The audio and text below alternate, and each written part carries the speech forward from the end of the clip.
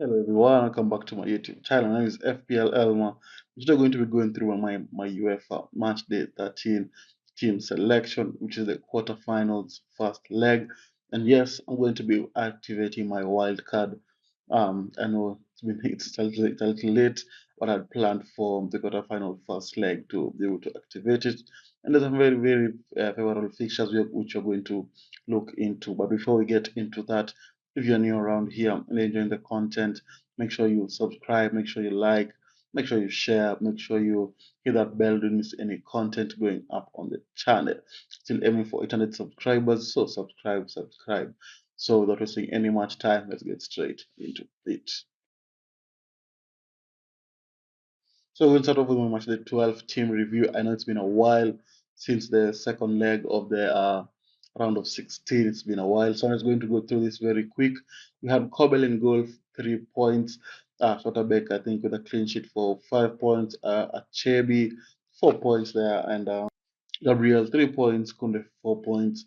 Dembele with a goal for 8 points. Rafinha, I think, with 2 goals. An assist for 24. Rogers with a goal. Odegaard blanking. I really don't think he started anyway.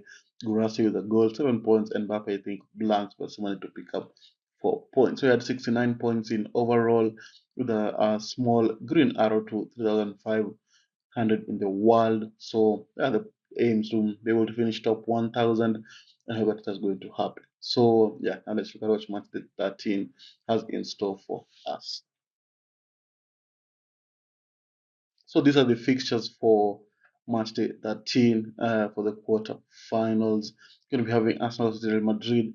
I think I'll expect Real Madrid to go through here. So I think for my wildcard team, I'm going to be not too much heavy on Real Madrid since they haven't looked very good in the league.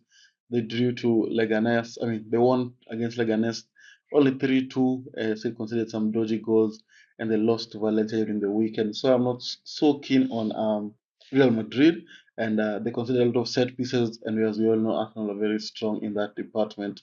So yeah, that's something to look out for. Bayern Inter, I think it's going to be a 50-50 match, so I'm not so keen on that match when it comes to the fantasy. Barcelona Dortmund, I think I'm going to have a heavy Barcelona team, and likewise as PSG Villa, I'm going to have a very heavy PSG team.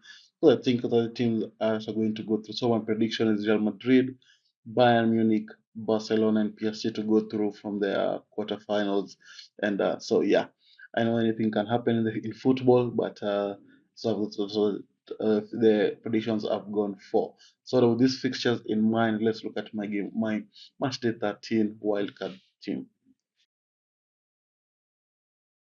So as I start looking at my wildcard team, just a disclaimer: this team is not yet locked in. I'm going to make some changes for the deadline day, but for now, this is what I'm thinking about, and this is my template.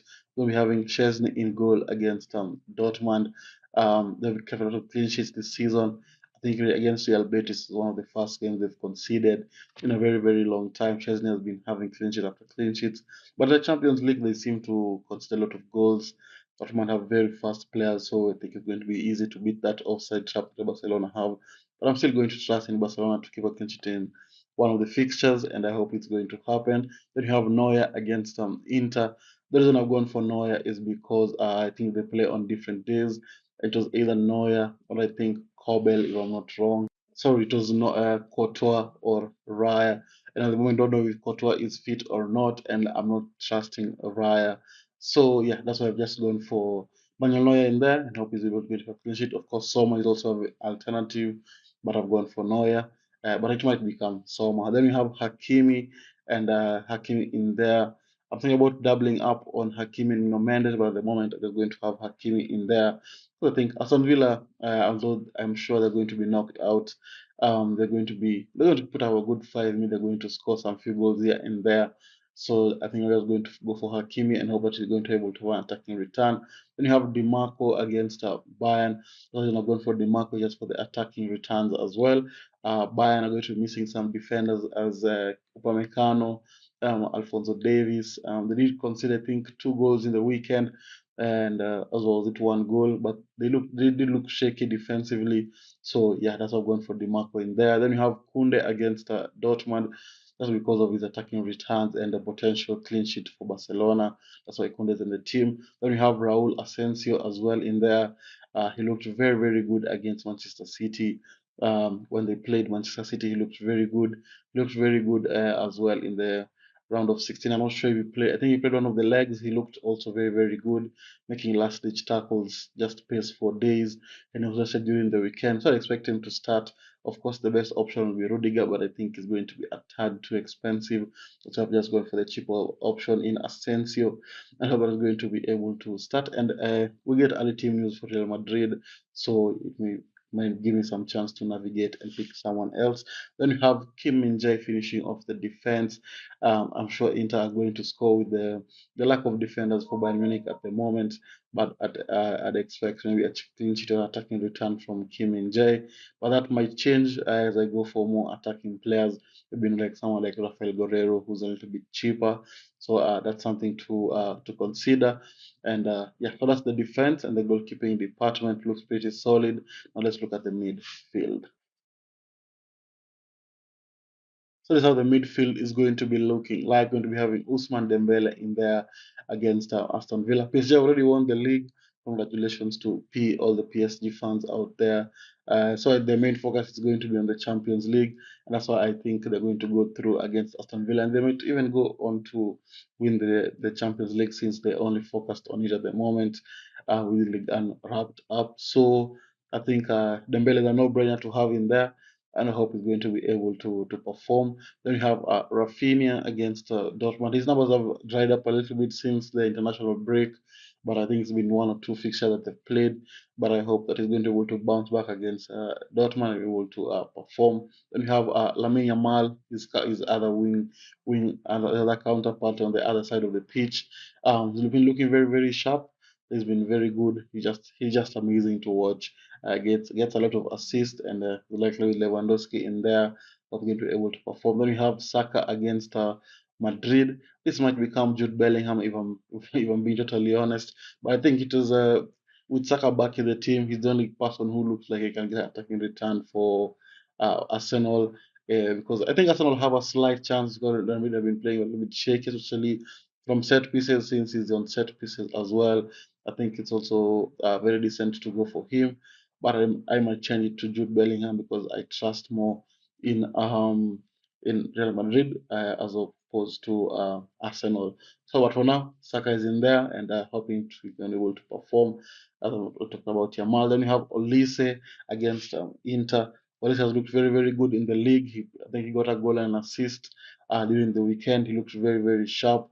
The only problem at the attacking side is that Musiala did pick up an injury. It's almost like it's going to be Mula in there, or Olise will move into the central position. So that's going to be interesting to see. But for now, I'm going to be having Olise in there, and I hope he's going to be able to continue that partnership that he has with Harry Kane up top for Bayern Munich. So that's the midfield. Looks pretty solid, full of goals, full of assists, and yeah, I hope he's going to be able to perform. So now let's look at the forward line. So this is how the forward line is going to be looking like. Going to be having Harry Kane in there against Inter. Of course, Inter very good defensively, especially in the Champions League. They went on a phase where they didn't concede a goal in the group stage until the last fixture. They're very solid defensively, but against Feyenoord they look a bit shaky, and Feyenoord could not capitalize on that. But I'm sure if Harry Kane and Co are able to find in those set positions, they're going to get some goals and assists in there. So I've gone for Harry Kane. Then you have Kylian Mbappe against Arsenal. I mean, with no Gabriel and maybe likely going to be Kivior, Timber, or Ben White in there. I think it's going to be spooky for Arsenal in that defensive area with no Gabriel, no Commander in there. I know Saliba is still going to be there, but losing Gabriel, I think, is more pivotal this season than losing Saliba. I might be wrong, but that's just my opinion. So I hope that Mbappe can be able to do some things with that and be able to perform in that fixture. Then we have Lewandowski finishing off the team. As you can see, I've gone for 5 Barcelona players because I think they're just free scoring. They scored, I think, the most goals this season in from every team. Even in La Liga, they've scored the most goals. Of course, the least goals as well. So it's a no-brainer to go for Kunde and Chesney in there. And yeah, so that's the team. Lewandowski finishing off the team, going to be able to score. So that's the team, that's the wildcard team. I'm not so sure many people can be able to afford this team without maybe using the limitless chip, but I've been able to be fortunate this season and they can be able to, I think, afford any player in the game and any team. So yeah, so this is not much the 13 wildcard team. Wildcard table, as I mentioned in the beginning, it might change. This is a very long video, so if you managed to reach this far, don't forget to leave a like and subscribe. And with that, I'll see you all guys later. Bye bye.